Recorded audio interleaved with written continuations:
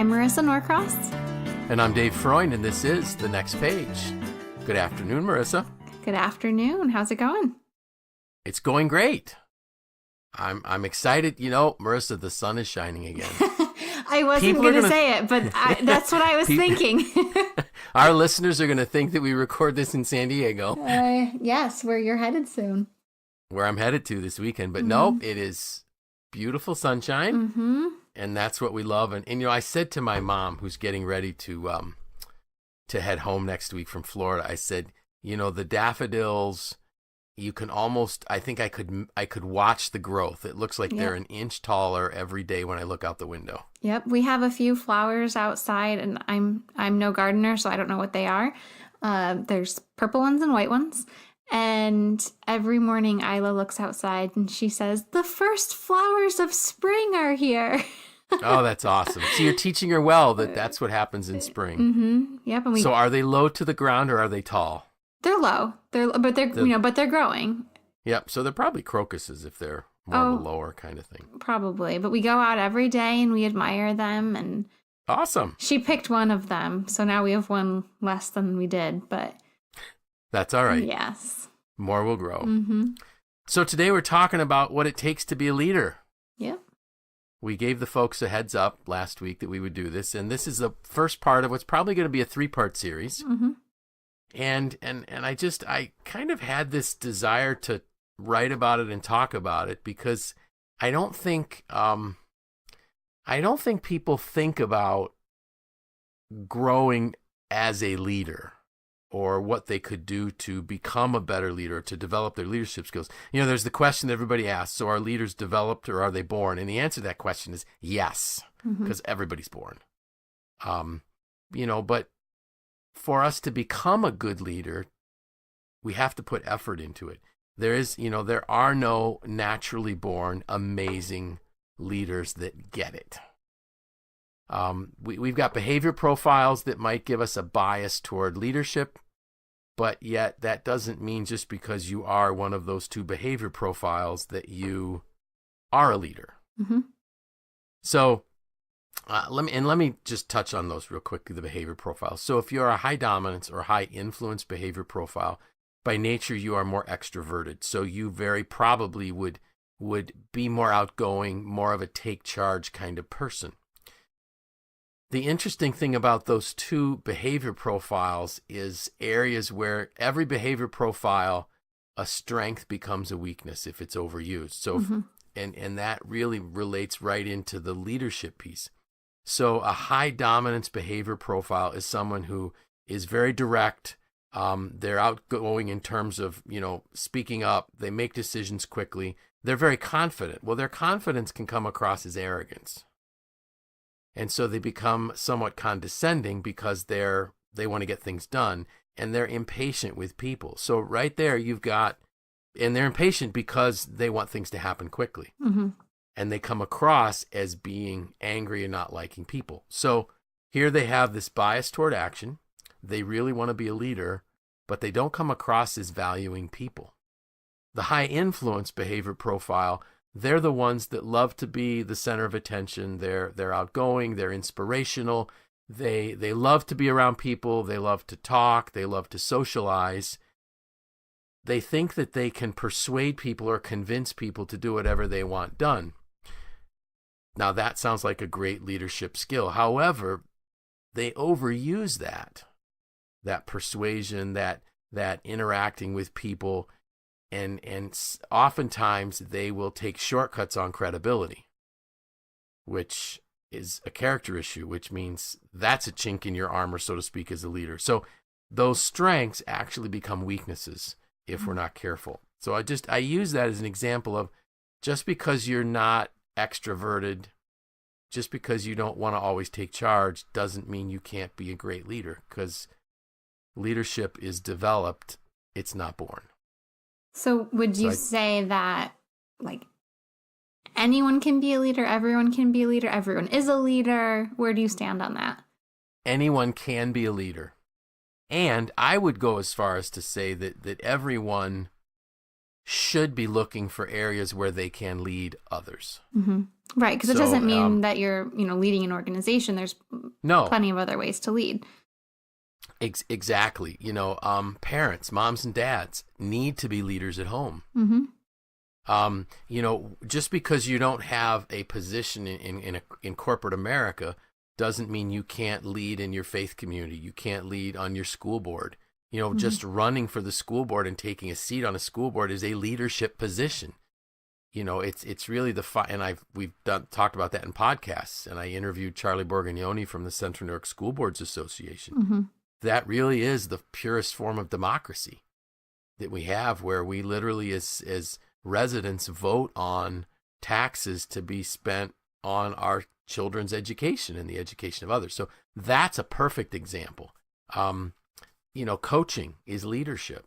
So everybody has the opportunity to lead. Yep.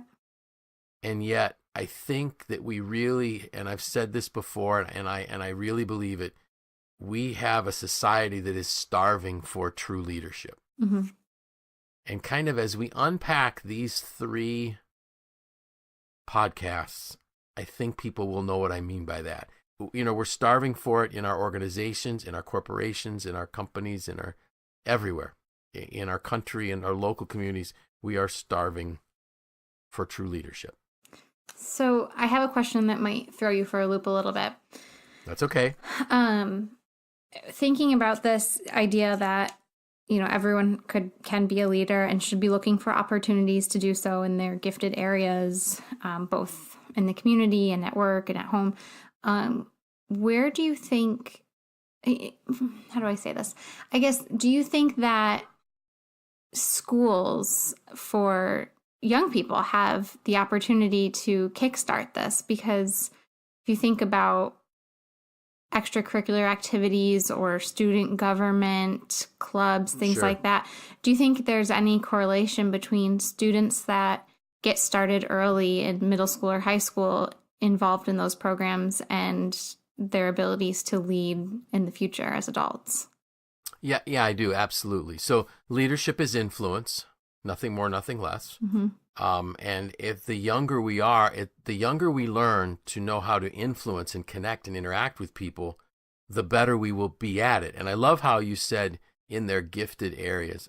Clearly, this is our 96th podcast, so that's why you picked up on one of my phrases. Mm-hmm. But yeah, absolutely. Whether it's student government, whether it's, athletics, sports, the arts in school, those are all opportunities for young people to look for leadership opportunities. And one of the great things, and I'm still waiting to hear the exact rollout, but the John Maxwell Company already has a curriculum that they're going to roll out to schools on values-based leadership development. Mm-hmm. And I know that some people, the red flag goes up when they hear values-based, but it's basically adding value to people is what we talk about with valuing people, adding value to people's lives, making a difference in people's lives, and really preferring other people over yourself so that you can help them get to a level that they couldn't get to by themselves. Mm-hmm. That's really what it is. Yeah. And I've already seen the materials. It's excellent. I do think that that's some of where Carly Fiorina, who has just, I don't know the details of it, but she's begun working with the John Maxwell Company to kind of help with this rollout and how can we do some of these things in local communities. More details to come, but that gives our listeners a sneak preview. And I'm actually going to share a link to a podcast that will talk about this a little bit as well. Great. So yeah, absolutely. But for us to be able to truly become a leader, that it's not something that's done on the outside first. It's something that's done on the inside. Mm-hmm. So to become a leader, it's who you are more than what you do. And that's not always an easy thing to do. So you have to have a real great self-awareness. You need to know what you're really like. Now, there's a lot of ways to do it. What are your strengths? What are your weaknesses? There's a Strength Finders assessment. I talk a lot about DISC, so there's the DISC and the Myers-Briggs assessments, which are always helpful. But there's a tool that any of us can use that is phenomenal at getting to the core of who we are. And it's what I like to refer to in my teaching as your closest friend assessment. Mm-hmm. And all you do is you pick two friends that are the closest to you, and you ask them for your greatest strength and your greatest weakness. Now, this is not for the faint of heart or for the faint of ego, because sometimes we hear things that we don't want to hear. Mm-hmm. But yet those are the very things that we need to hear, because those will point to this core piece about who we are and why we act the way we do. One of the things that I think I've shared this on a podcast before, but when I went through my coaching training, we were told to do the closest friend assessment. Mm-hmm. And I had asked my best friend who lives out in Arizona now and my wife to do the strengths and weaknesses. And for the longest time, my wife didn't give me the weaknesses piece. And then all of a sudden, and I said, hey, honey, I really need this because I'm going to get on a call with my mentors and I'm not going to have. So she started an email to me, and then she kind of left it up on the computer screen. She didn't hit send. And I don't know if I just interrupted her or if it was intentional, but it worked. But she said, I really don't enjoy saying this, but since you asked, I'm going to tell you, your greatest weakness is you don't value people enough. And it bothered me. It hurt. It was like, at first, well, she's wrong. That's what my first thought was. She's wrong. Of course I value people. Look at the way I lead an organization. I was the president of a company then. But when I took a step back, she was right. Mm-hmm. I didn't value people. I like people. I like being around people, but I didn't value people. And not valuing people enough is a character issue more than a behavior profile characteristic. Which makes it something that's easier to change, right? Absolutely. And it's a choice. So character, a talent is a gift. You're either gifted in a certain area or you're not. But character is a choice. And character is the foundation of leadership. It really is. It's if we aren't people of character, it absolutely eliminates us from being able to be a good leader. Mm-hmm.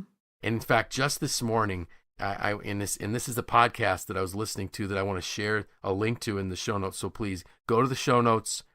It's the Maxwell Leadership Podcast. It was an interview with John and Carly Fiorina. But John said these words: leadership doesn't begin with the actions on the outside. It begins with the actions on the inside. So, and it was like, wow. And so my thought was, character is much more than talk. Character determines who we are. Our character determines how we view things, and then in turn determines what we do. Mm-hmm. So if we aren't a person of character, we can't lead. And yet character is a choice. So, and because Carly was in the interview, I remembered Carly said at Live to Lead, character is who you are when no one is looking. So, think about that. What do I do when nobody's looking?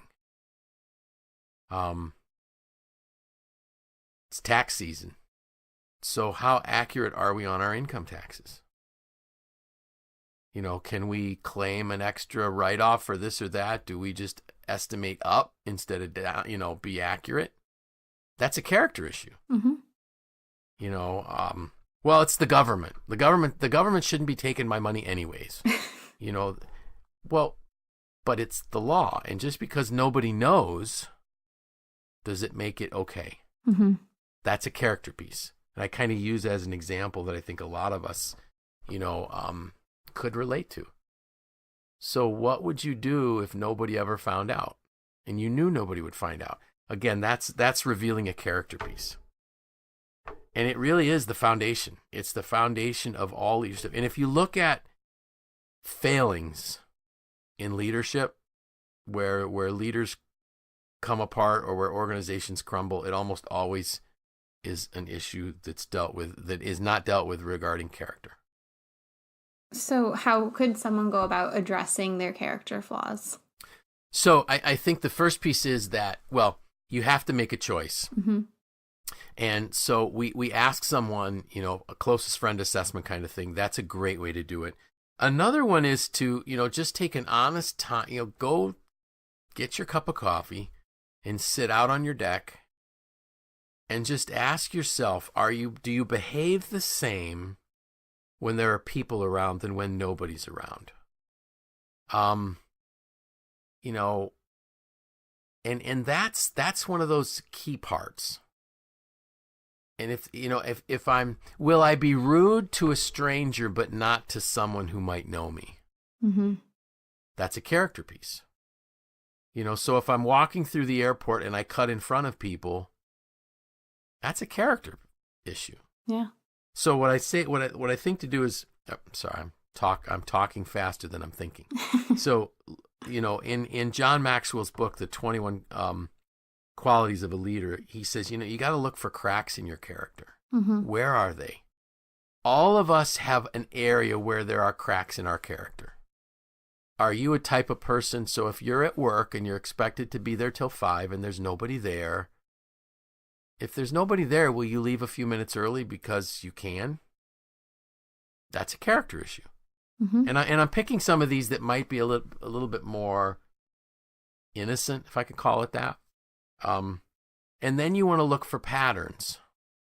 So is my character issue leading me down a path that maybe I will talk ill of people? I'll join into conversations where we badmouth people. Mm-hmm. That's a character flaw. So once I find my patterns, then I can just say, you know what? I am going to commit to not doing that. And in some cases, so you look for patterns in your behavior, you face the truth. Okay, I have a problem.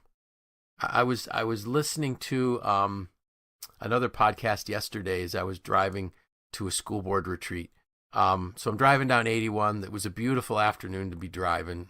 Loved to see the fields starting to green up and things. Mm-hmm. And the person was using an example, and this one was, how do you it had to do with like willpower kind of things and basically improve your life. And he said, well, the reality is that the best program that they've ever come up with is AA's 12-step program, Alcoholics Anonymous. And he says, the reality is that once a week, if John has a drinking problem, he goes into a basement somewhere and says, hi, my name is John and I'm an alcoholic. Mm-hmm. So if I know I have this character issue, I have to face the truth and say, this is a temptation for me. This is an area where I may take a shortcut that I shouldn't take. And then the reason why John's going to the meeting is he's got accountability partners.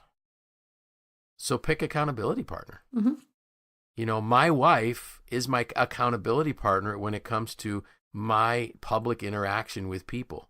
Am I listening to people, or would I rather talk about myself? When you get together with people, if you're a person that wants to talk about you and not ask them questions about them, you don't care about people. You just care about yourself. So she's my accountability partner. And that's really the way I think you make the shift. You just find that accountability partner and say, I am going to improve my character in this area. Would you help me? And the reason why, I said we would do a series, and typically we're going to do 2 characteristics per series. The reason why I only did 1 today is this is the foundation piece. If we aren't people of character, we cannot lead.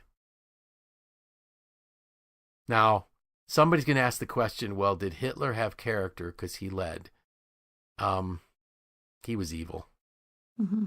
So I guess I'm saying you can't be a good leader and take people to a higher level of performance and living unless you begin as being a person of good, sound, moral character. How's that for a heavy one? Yeah, I guess so. Will you give us a preview of the next 2? I will. So the next 2, we're going to talk about courage and vision next week. So are these meant to build upon each other, or are the remaining ones? Yeah, no, the other ones aren't in any specific order. Mm-hmm.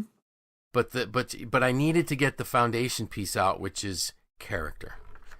And if we, boy, if you just want to think about great leaders with tremendous character, like Abraham Lincoln is right there.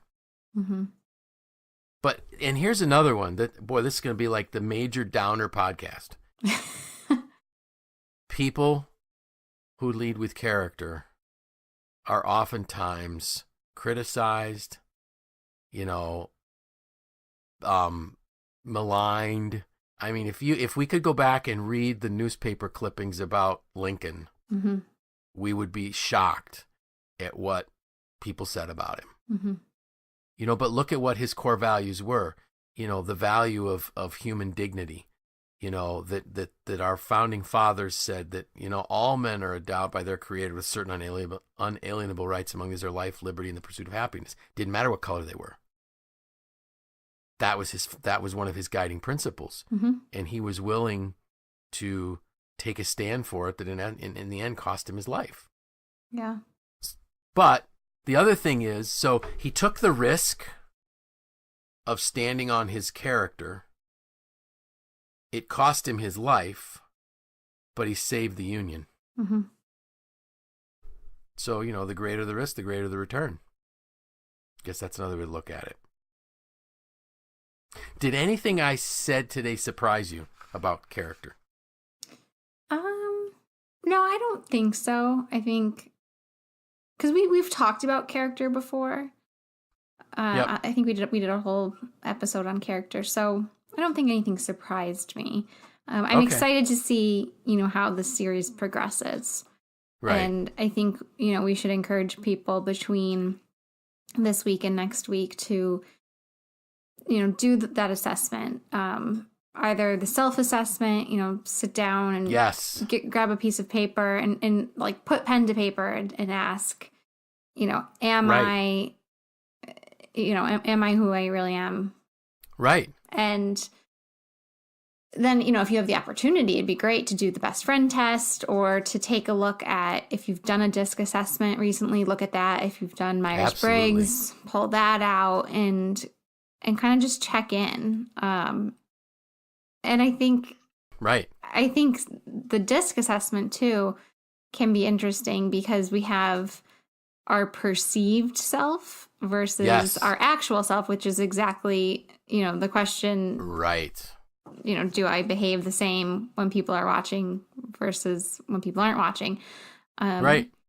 And you might even find yourself in situations dealing with a customer service person, or like you said, in an airport. You'll be in an airport this week. So I will. Are you going to cut people off? I hope not. Right. Because I want to make sure there's room for my carry-on, right? Yes, exactly. So I think look for those opportunities in the next week and then pick back up with us for the second installment of our series. Exactly. And I really encourage people, that closest friend assessment is huge. Mm-hmm. But it's not for the faint of heart or the faint of ego. No. And next week, we're going to talk about courage and vision. Mm-hmm. And I also want to let everybody know that on May 15th is our 100th episode. Mm-hmm. So we really want to, answer questions that people may have about us. They can ask us anything. Mm-hmm. Our plan is to do that on that 100th episode. Yep. We'll see if we might be able to also pull a little bit of bloopers in there. So, or at least cough tracks. I say a lot of coughing. Yes. Yeah. So send any questions about us, about MACNY, about the podcast, about making a podcast, about blogging. Yeah, sure. I mean, you've been blogging for a couple of years now. Really, anything. Exactly. And again, please leave us a review, subscribe, all of those good things. Mm-hmm. So Marissa, you already tipped my hand that I'm flying to San Diego, and people are going to think, oh man, he's getting to go to San Diego. I'm going to 2 days of meetings, and at 8:40 Saturday night, I'm getting into a plane to come back. But I am going to San Diego, and I'm excited about the fact that I'm going to see some people that I only see a couple times a year. And typically the breaks of our meetings, especially in San Diego, are outside on a patio. Ooh, that sounds enjoyable. It's going to be great. Anything special in your world this week?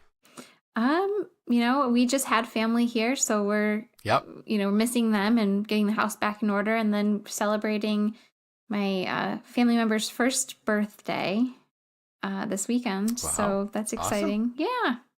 Good. So enjoy your week, your weekend, your week, and all of our listeners, hey, enjoy springtime. Mm-hmm. I don't know where you are, but in central New York, just as things come alive, it is really one of the prettiest places on earth, even though I'm going to San Diego. I still believe central New York in the spring is one of the prettiest places to be. So with that, I'm Dave Freund. I'm Marisa Norcross. And this was The Next Page.